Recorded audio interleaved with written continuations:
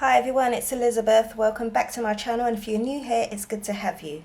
Today I'm going to be doing a quick video on just the interface of the Janome 550 embroidery machine.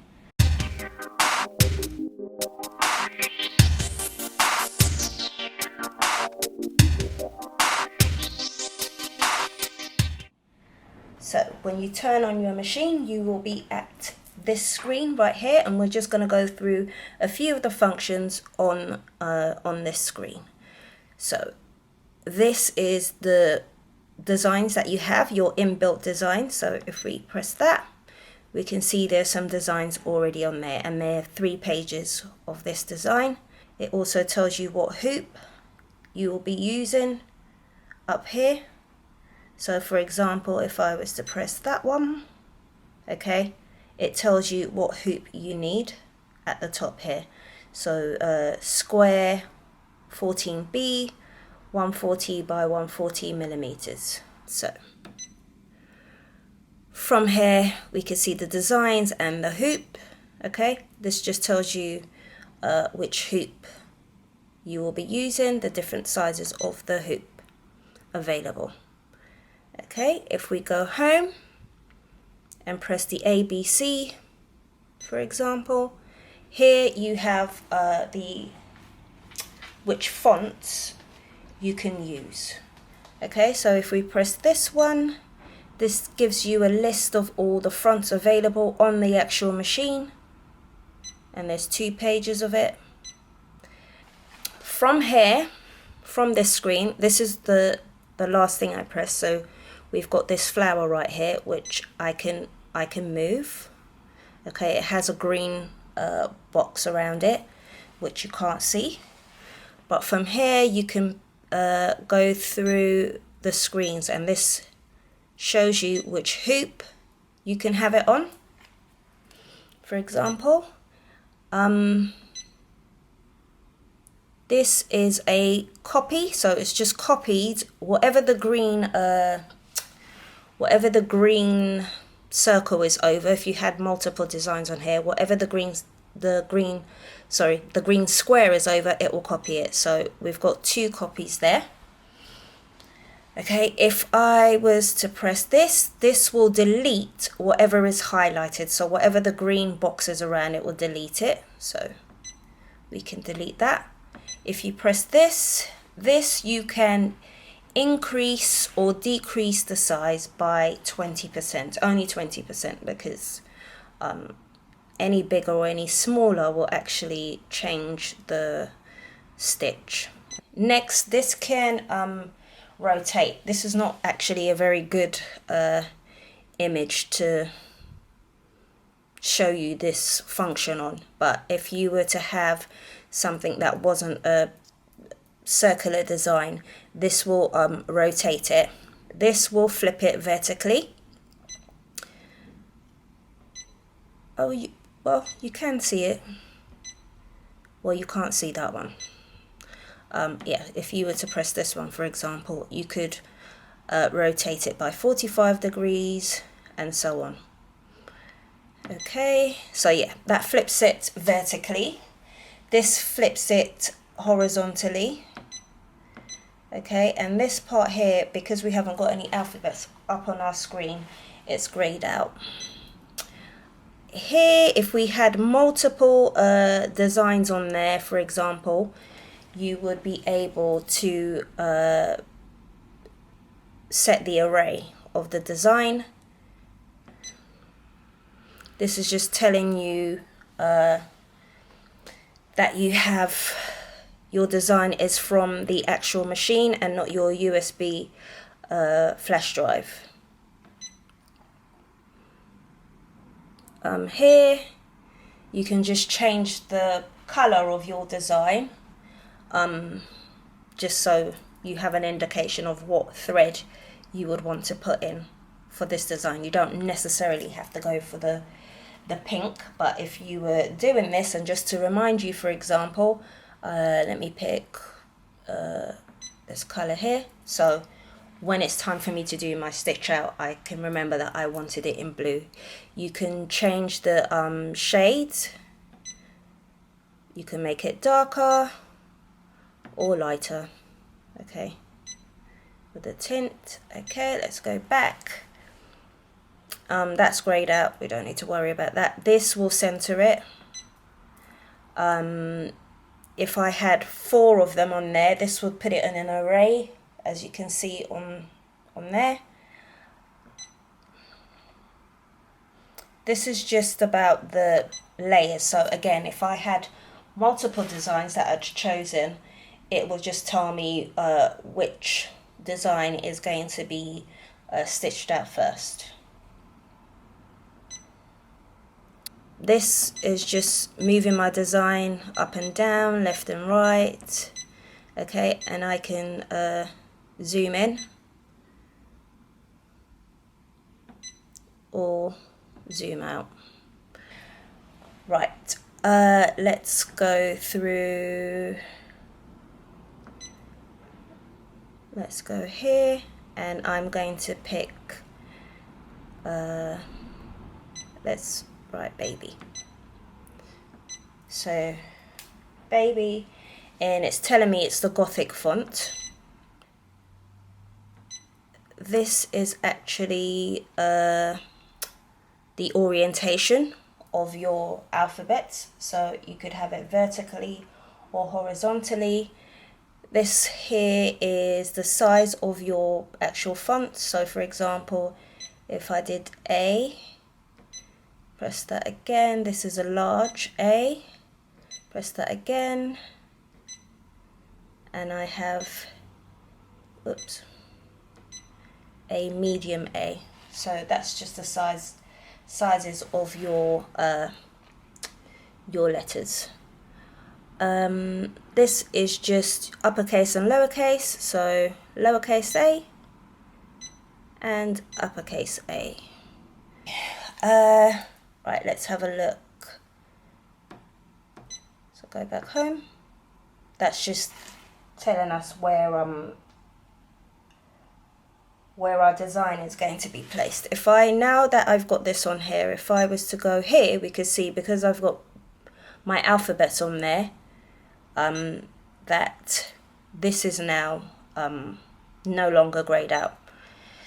So with here, I can arc this, so I can arc it that way or that way, and it kind of squishes it together. You can barely read it. This spreads out the letters or kind of condenses the letters. So if I was to press this, we could see it's no longer squished together, and I have a nice arc there with everything spaced out nicely. Or I could have it all squished together, which isn't ideal and quite pointless actually, but just showing you the function. So I'm gonna X out of that. Again, we could just change the color in here, just so that we know what thread we would like it to be. If we go in here, this just tells us which storage we're looking at. It's got an inbuilt storage, or you have your USB. Okay, and my USB is plugged in, so we can see here that I have a design that I created myself, which is on there. Your settings, so on the first page, we've got 5 pages here. We've got screen contrast, which you can kind of make lighter or darker. Here we have the volume, so the beeps that you hear. Okay, leave that at 3. And here we have the units of measurement that your machine will be in. Okay, so at the moment mine is in millimeters, which is what I like. So we'll leave that as is. Here we can do, we can see this screen here is touch screen calibration. So if you have any kind of dexterity problems, you can set up your screen so that it recognizes how hard you push. Okay, here we have a format, as I said before, inbuilt storage and your USB. And this standby timer is just when your kind of screen decides to kind of switch off after not being pressed. So I've got mine on 10 minutes at the moment, so I'm just going to leave it on that. But your start stop button will still be in use. Here we've got upper thread center, so if you have any thread breaks, it will give you a warning up on the screen. Sewing light, my sewing light's on, and I don't see why you would want it off. And quiet mode is also off because I want to be able to hear what the machine is doing. Okay, clean bobbin holder message is on. I'd like it to be able to tell me when I need to clean my bobbin. Background color, this is just for the screen. So right now we've got a kind of like bluey grey. You can change it to like a pink or a yellow. I'm going to leave it on the blue, I like that. And if you wanted to reset everything back to the default, then you press that, but I won't be doing that. Okay, auto off time setting says 7 hours on there, so I'm just going to leave that as its default. Next screen, I'm not going to mess with this screen. This is the auto tension. Well, for now, I don't feel the need to kind of tamper with anything on here. It's on auto. The auto tension is on auto, so I'm going to leave it like that. Remaining bobbin thread, I've turned mine off. It was when I had the machine, it was on 2. This is just a kind of like warning when your bobbin is running out. It will actually come up with a warning, but I've seen many people say that this kind of, you still have a lot of thread on your bobbin if it's on 2 or even 1. So it's best to just turn it off and then just keep an eye on your bobbin as you stitch. This page is telling you about the speed of the sewing. Okay, so you can have a maximum of 860 stitches per minute, but that apparently is not good for your machine, and it's best for you to kind of just leave it on 600. If you were going through thicker material, you might need to kind of like dial it down a bit, but ideally just leave it where it's at. 1 stitch stop. This is if you're stitching and you need to, so your first stitch, it will do 1 stitch and then you can cut the thread. I'm going to leave that off. And consecutive color grouping is on. Oh, what a tongue twister. Consecutive color grouping is on. This would just make sure, because this is a 1 needle machine, it will just make sure that all your, say for example you have multiple colors, it will just do all the reds, for example, and then all the blues. Hoop confirmation is on. This is just to remind you what hoop you've got, so you don't accidentally put the wrong hoop for you know, the design that you're doing. And hoop calibration, I'm not too sure what that is, so let's just leave that. Thread cutting, everything else leave as is. Next page, this is about thread and what types of thread. Okay, mine's on Janome polyester. The thread that I'm using is actually a kind of dupe for the Janome polyester, so I'm going to leave it on there. But say for example you were using the Madeira thread, this will help you with your selection of colors according to whatever design you've got. It will actually give you the code for each thread. Grid lines on, yep. Again, I don't see why you would want the grid lines off, but yeah, my grid lines are on, and this is just telling you how big each kind of like square on your grid is. So mine is 10 millimeters, the same as my templates that I have on my hoops. Right, this screen is choose a language and English, so that's fine. and we can come out of there now. And here is actually a tutorial on how to do various things. And this here is your lock key, very important when you're doing anything like changing your bobbin or a needle change. You want to lock your screen, so there's no chances of you hitting that stop button and stitching your fingers, which will be a very terrible sight.